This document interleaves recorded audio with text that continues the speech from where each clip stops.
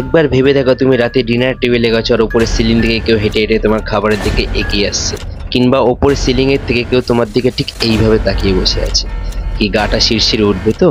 অথবা তুমি ভাবো তুমি বাইরে কোথাও ঘুরতে গেছিলে, সেখান থেকে ফিরে এসে দেখলে ওপরের সিলিং থেকে হঠাৎই স্পাইডারম্যান চলে এসেছে আর সে ওপরে সিলিং এ ঝুলতে ঝুলতে ঠিক তোমাকেই বলছে ওয়েলকাম হোম।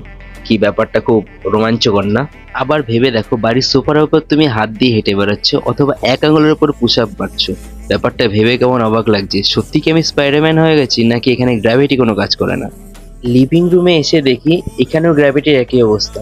এবার রাতে ঘুমাবো কি করে? না না, অবাক হয়েও না, এখানে দুনিয়া সোজা আর আমি উল্টে যাইনি।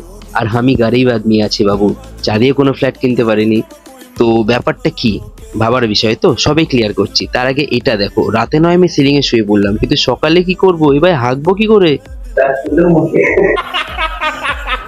তো এবার চলে আসি লোকেশন ডিটেলসে। আজকে আমরা চলে এসেছিলাম কলকাতার the one and only upside down house গ্যালারিতে, যেটা সিটি সেন্টার আর চিনার পার্কের মাঝখানে নোয়াপাড়া বাস স্ট্যান্ডের গুপ্তা বেচের ঠিক উল্টো সাইডের গলিতে অ্যাপেলো ফার্মেসির অপোজিট সাইডে প্রভাতারা অ্যাপার্টমেন্টের 4th ফ্লোরে আছে। সপ্তাহে 7টা দিন জায়গাটি ওপেন থাকছে। ওপেনিং টাইমিং হলো সকাল 9টা থেকে রাত 9টা অবধি। আর হ্যাঁ, 2024 সালের 25শে জুলাই অবধি এখানে একটা অফার চলছে, সেই কারণে এন্ট্রি ফিস লাগছে মাত্র 90 টাকা। তবে হ্যাঁ, 26 তারিখ থেকে এখানে এন্ট্রি ফিসটা কিছুটা এরকম দেখা যাবে।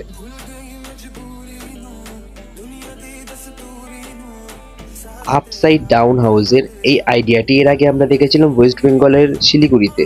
তবে হ্যাঁ, কলকাতায় এটা ফার্স্ট টাইম তৈরি করা হয়েছে।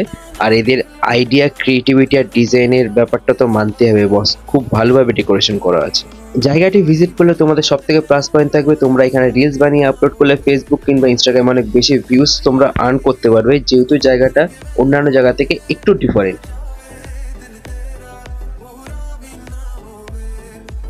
এখন অনেকের মনে প্রশ্নটা আসতে পারে যে তুমি হিন্দি থেকে আবার বাংলাতে কেন ব্লগিং শুরু করলে? তো বন্ধুরা, এর কারণ শুধু তোমরাই। প্রথমে যখন আমি বাংলায় আমার ভিডিওগুলো স্টার্ট করেছিলাম তখন ইউটিউবে অনেকে কমেন্ট করেছিল যে বাংলা সবাই বোঝে না বলে তুমি হিন্দিতে ব্লগিংটা স্টার্ট করো। এখন হিন্দিতে অনেকদিন ধরে ব্লগিং করার পর তোমরাই আবার কমেন্ট করছো কিছুটা এইরকম টাইপের, বাংলার ছেলে বাংলায় বলো, हमको हिंदी समझ नहीं आता। বাঙালির ছেলে বাংলা বলো মাঝে মাঝে। বাংলা বলতে কি কষ্ট হয়? বাংলা বলতে কি হয়, বাংলাতেও বলো, বাংলাতেও বললে ভিউজ বাড়বে। হর হর মহাদেব। তো তোমাদের জন্য আজকে থেকে আমি আবার বাংলাতে ব্লগিংটা স্টার্ট করছি। আগের যে ভিডিওগুলো এডিট করা হয়ে গেছে সেগুলো তো আমাকে হিন্দিতেই ছাড়তে হবে, যেহেতু সেগুলো হিন্দিতে ব্লগিং করা হয়ে গেছিলো। তো নেক্সট যে ভিডিওগুলো আসবে সবকটা আমি বাংলাতেই করার চেষ্টা করব। তোমরা সাথে থেকো, পাশে থেকো আর এইভাবে সাপোর্ট করতে থাকো। দেখা হচ্ছে তোমাদের সাথে পরের ভিডিওতে। ততক্ষণের জন্য বি হ্যাপি অ্যান্ড বি দেশি।